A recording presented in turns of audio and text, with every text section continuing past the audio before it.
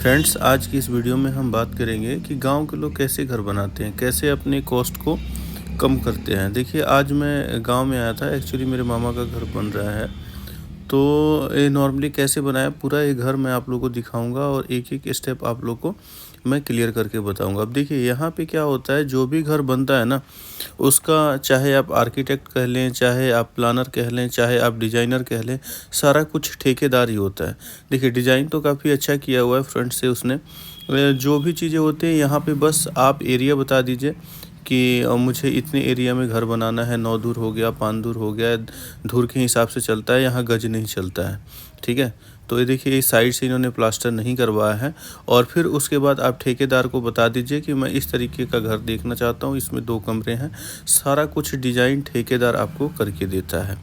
ठीक है? इसमें ऐसा नहीं है कि यहाँ के लोग पहले प्लानिंग करवाते हैं, हाउस प्लान बनवाते हैं, देन उसके हिसाब से घर डिज़ाइन कराते हैं, या वास्तु वास्तु का कोई ऐसा है, ऐसा कुछ भी नहीं देखते। हाँ, बस ये देखते हैं कि घर का जो दरवाज़ा है वो दक्षिण दिशा में ना हो। बस इस चीज़ें ध्यान रखी जाती है। और ख़ास करके बहुत लोग ये सोचते हैं कि घर जो हो हमेशा ईस्ट फेसिंग का हो, क्योंकि लोग मानते हैं कि जिधर से सूरज निकलता है, अगर उस पास से अपने घर का दरवाज़ा, मेन डोर का अगर आप मुख रखते हैं, तो आपके घर में हमेशा उन्नति होता है। अब देखिए, ये 1 बाय 1 सारा चीज़ मैं दिखाऊंगा।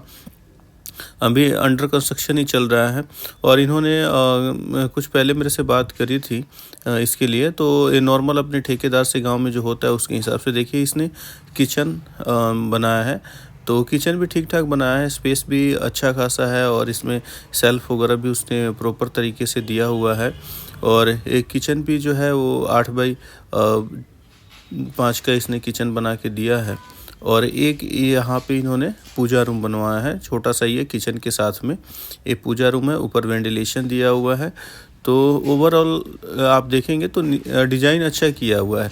तो जैसे मैं बता रहा हूँ, गांव में अगर आप घर, एक गेस्ट रूम दिया हुआ है, ठीक है, ये 10 बाई 12 का गेस्ट रूम दिया हुआ है इसने।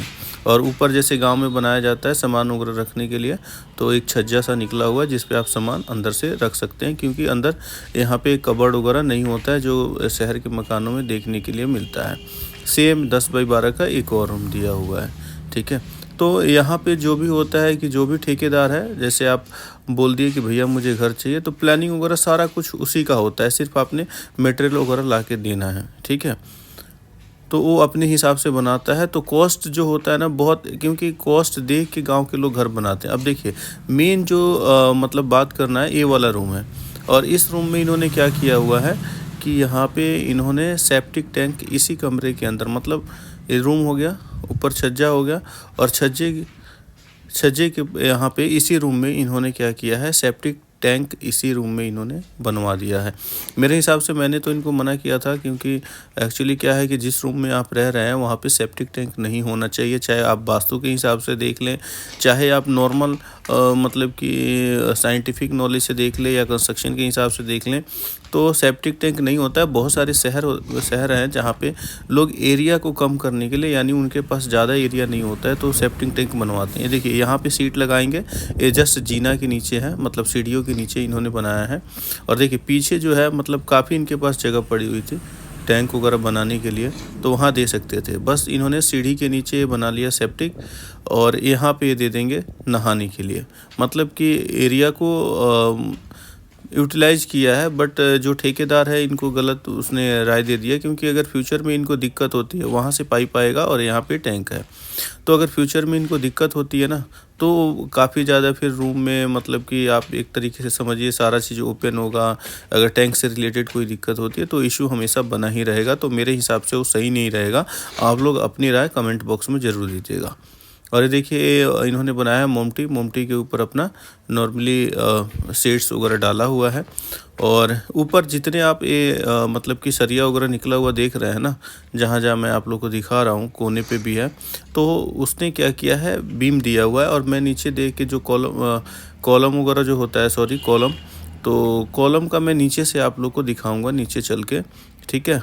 तो इस साइड में जितना एरिया है उसने कॉलम दिया हुआ है, कॉलम देके। और यहाँ के जो ये ऊपर का था, और यहाँ के जो भी हैं, मतलब कि जो घर बनाते हैं, वो एक्चुअली क्या करते हैं कि जो कॉलम एक साथ पूरा कॉलम नहीं निकालते हैं, तो ये वो धीरे-धीरे करके थोड़ा-थोड़ा करके अपना कॉलम मतलब ऊपर की तरफ बढ़ाते जाते हैं। जैसे-जैसे चुनाई का काम करते हैं वैसे-वैसे कॉलम को आगे बढ़ाते जाते हैं।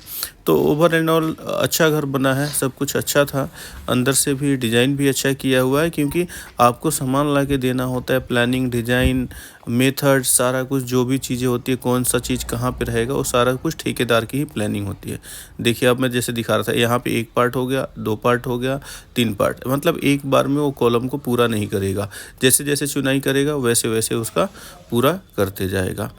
और फ्रंट फेसिंग भी काफ़ी अच्छा दिया हुआ है, लेकिन थोड़ा-सा इश्यू ये है कि अगर ये ज़मीन की भराई होती है, थोड़ा ज़मीन नीचा है, तो मेरे हिसाब से थोड़ा-सा और ऊपर इसको लेके जाना चाहिए था। ये देखिए फ्रंट फेस, तो जब यहाँ पे मिट्टी भराई होगी तो बिल्कुल लेवल हो जाएगा। तो ओवर एंड ऑल अच्छा घर बना है, कॉस्ट के हिसाब से देखते हुए अच्छा बनाया है। तो आप लोगों को ये कैसा लगा, तो जो कमेंट बॉक्स में ज़रूर बताइएगा और अपना ध्यान रखिएगा। मिलते हैं नेक्स्ट वीडियो में। Thanks a lot.